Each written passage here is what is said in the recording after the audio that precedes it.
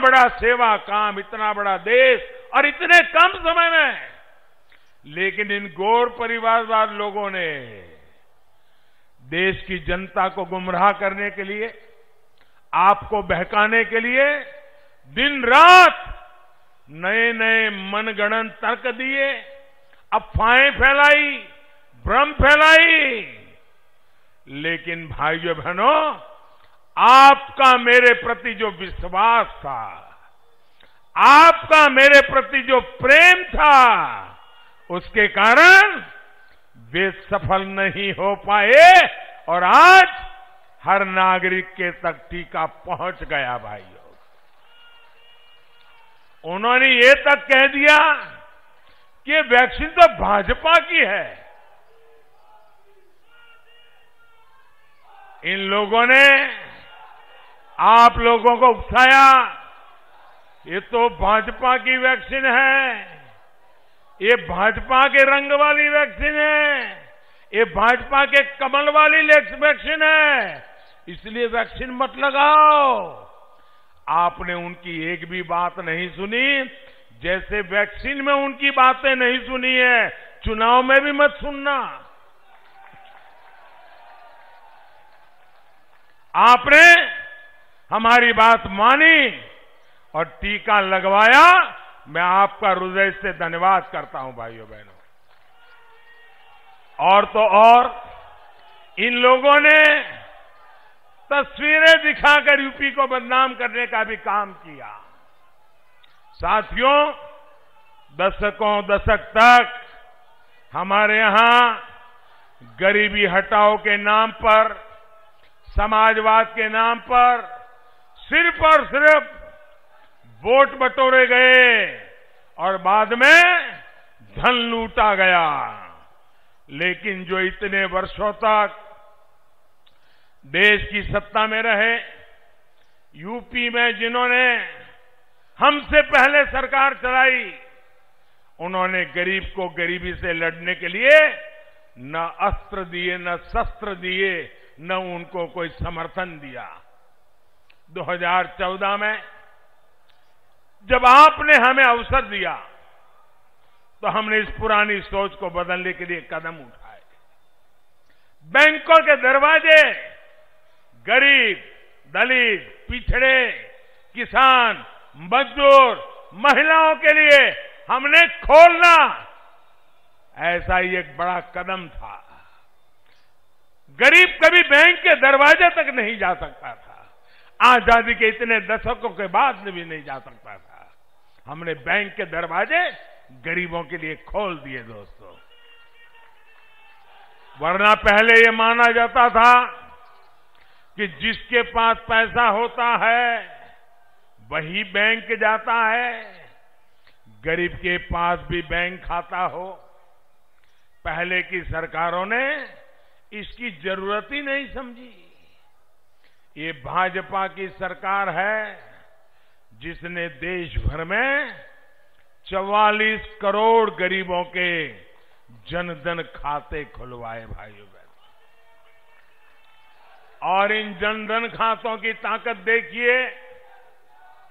ये मेरा घोर विरोध करने वालों ने आंख बंद करके उस समय जनधन खाते का भी विरोध किया था, उसकी भी मजाक उड़ाई थी।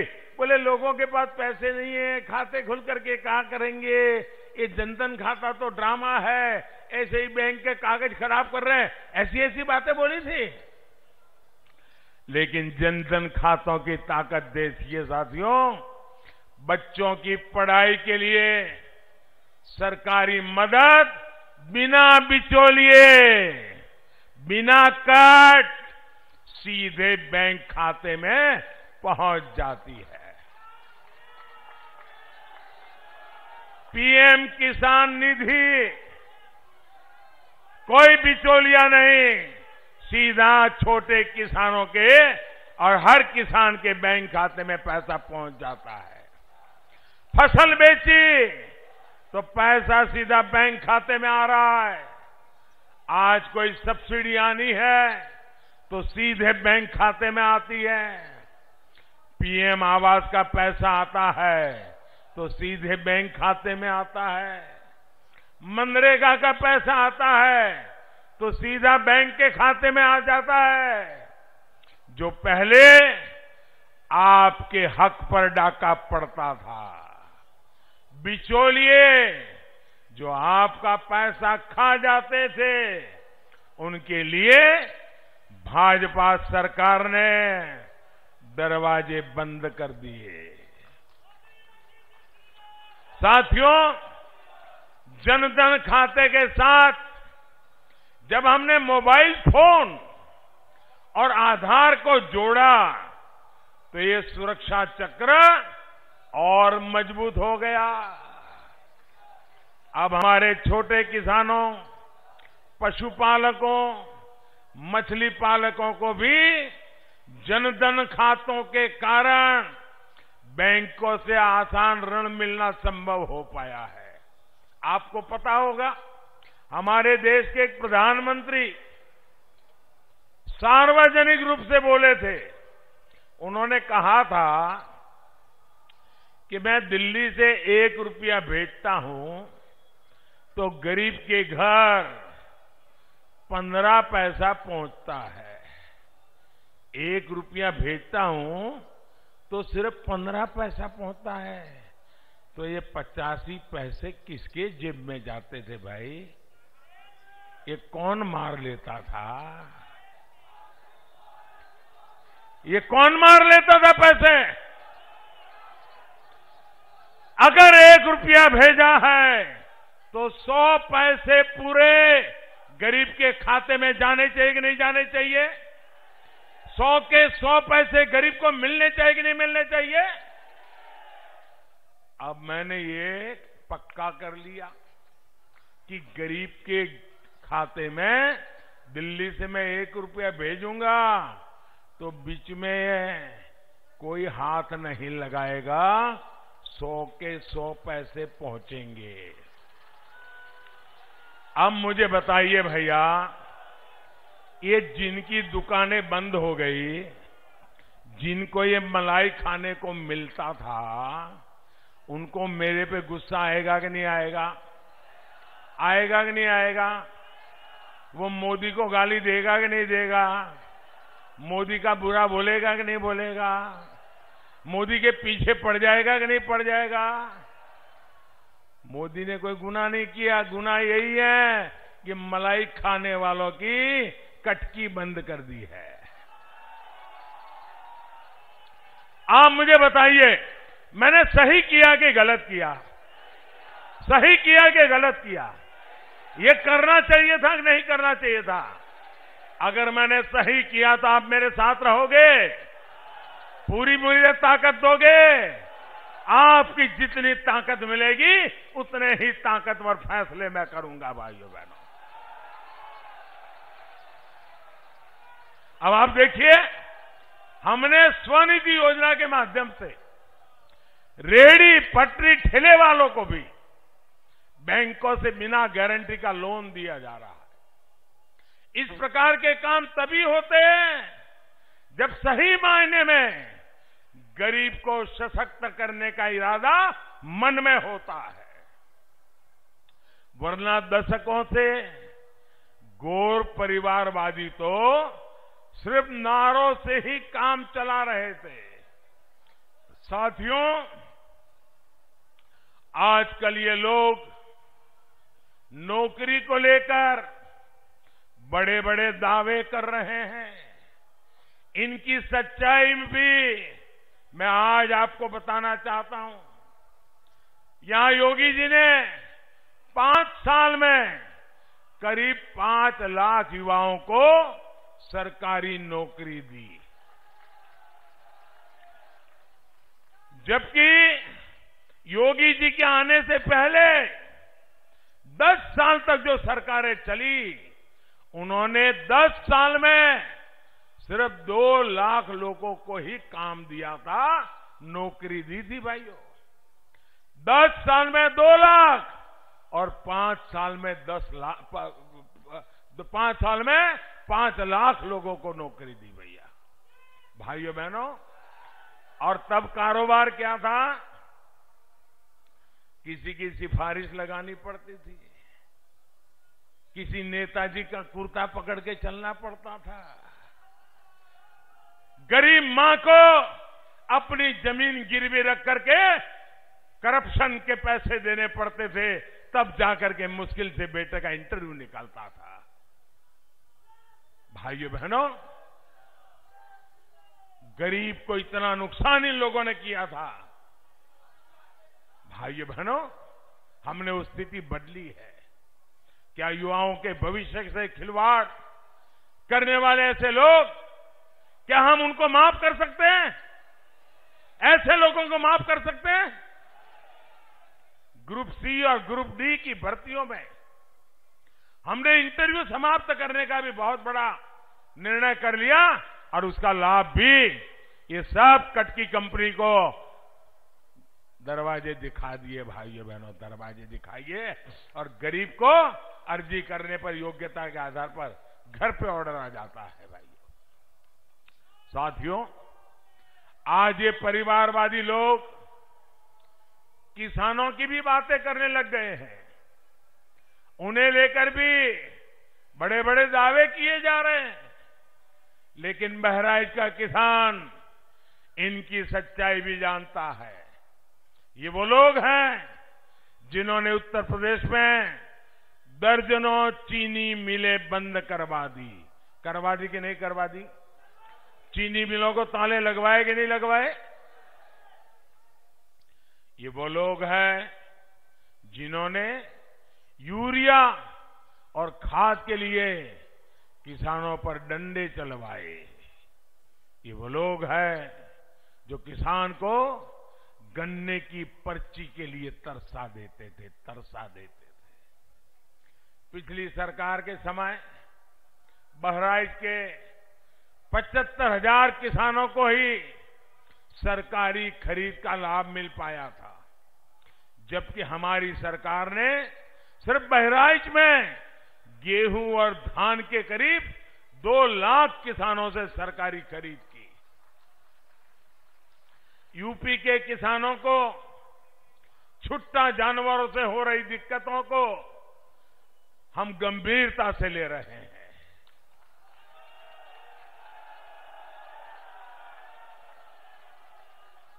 हमने रास्ते खोजे हैं दोस्तों, और मैं आपकी इस चिंता को पूरी तरह समझता हूं और मैं आपको बताता हूं, मैं रास्ता खोज करके लाया हूं दोस्तों। 10 मार्च को आचार संहिता समाप्त होने के बाद, नई सरकार बनने के बाद योगी जी के नेतृत्व में उन सारी नई योजनाओं को हम लागू कर देंगे। भाइयों,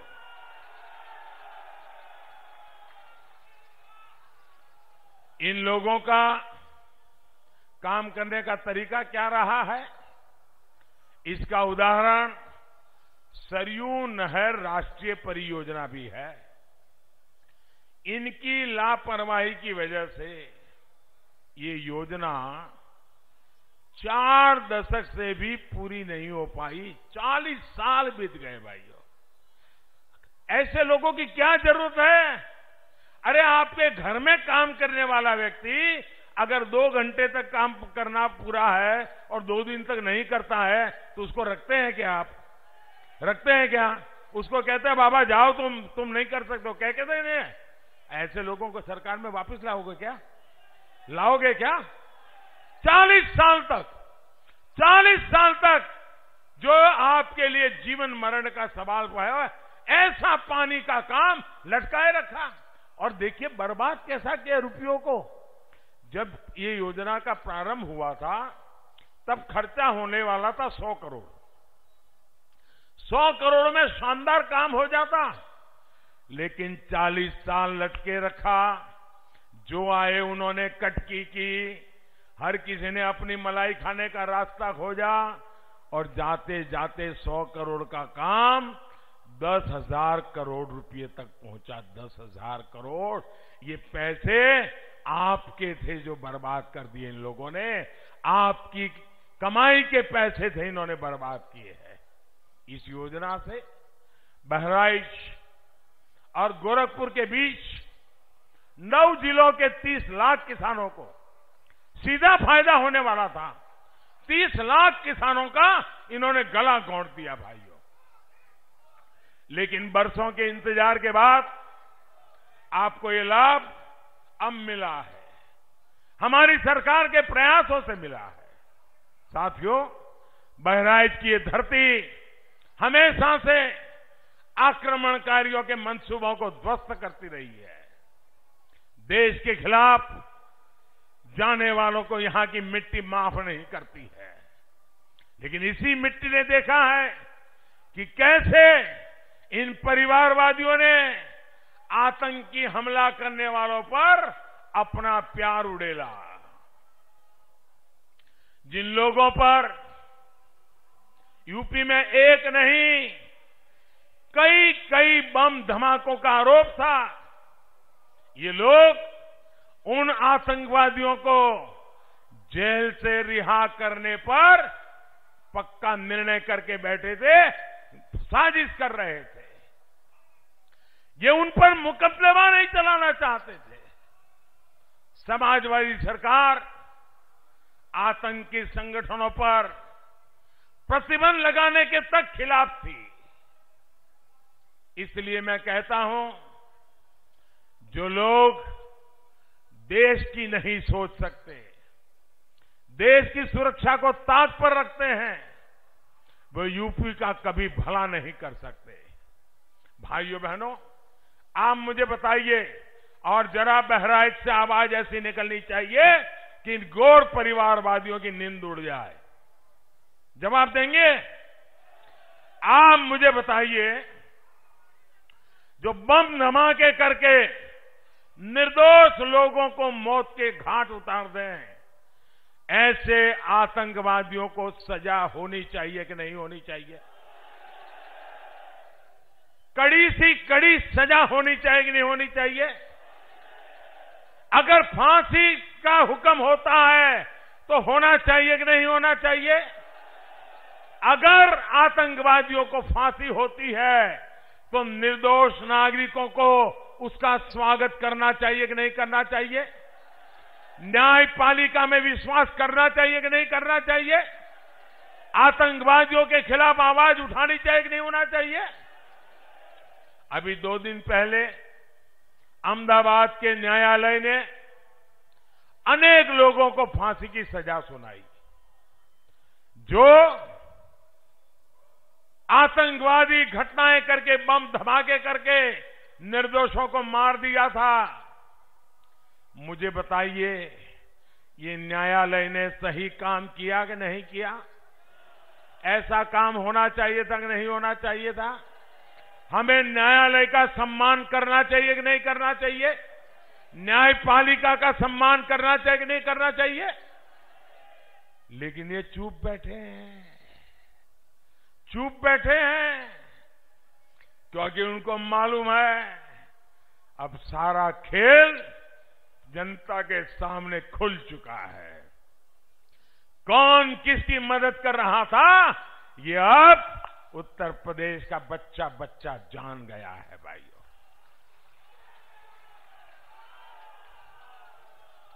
बहराइच, गोंडा, श्रावस्ती, बलरामपुर जिलों में विकास को रफ्तार दी जा सके, इसके लिए कई 100 करोड़ रुपए इसकी योजनाओं पर तेजी से काम चल रहा है। बहराइच गोंडा रेल मार्ग पर इलेक्ट्रिक ट्रेन की शुरुआत का रास्ता खुल गया है। यहां नए पुल बनाना हो या फिर कनेक्टिविटी के काम, हमारी हर कोशिश उत्तर प्रदेश के विकास के लिए है। 10 मार्च के बाद हमारी सरकार ऐसे कार्यों के लिए, आपकी सेवा के लिए नई ऊर्जा के साथ जुटेगी।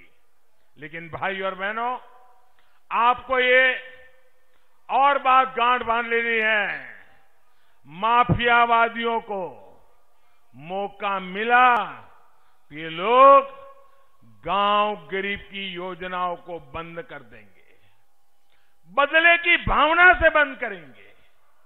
जिसको मौका पड़ेगा वो बदला लेने की ताक में है। क्या बदला लेने देंगे?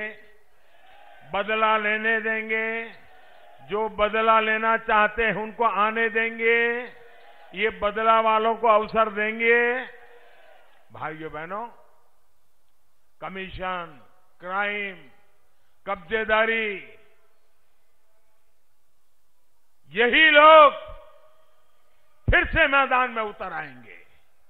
इसलिए आपको ज्यादा से ज्यादा संख्या में भाजपा को वोट देना है। कमल के निशान पे बटन दबाना है। एक वोट भी छूटना नहीं चाहिए।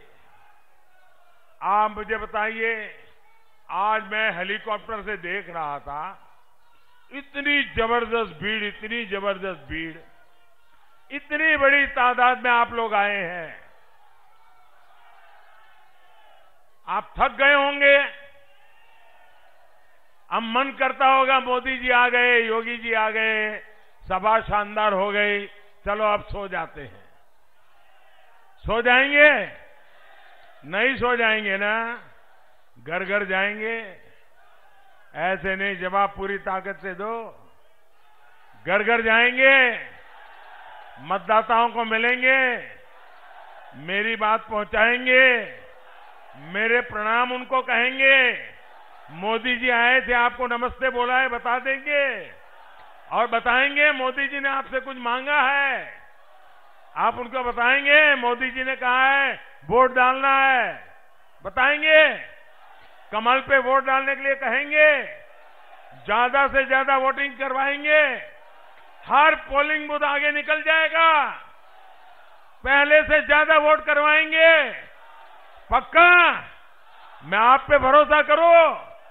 अरे मुझे विश्वास है दोस्तों, आपने जो सभा आज करके दिखाई है, आप इन सबको जिता करके लाएंगे, ये मुझे पूरा भरोसा है। भाइयों मेरे साथ बोलिए, भारत माता की।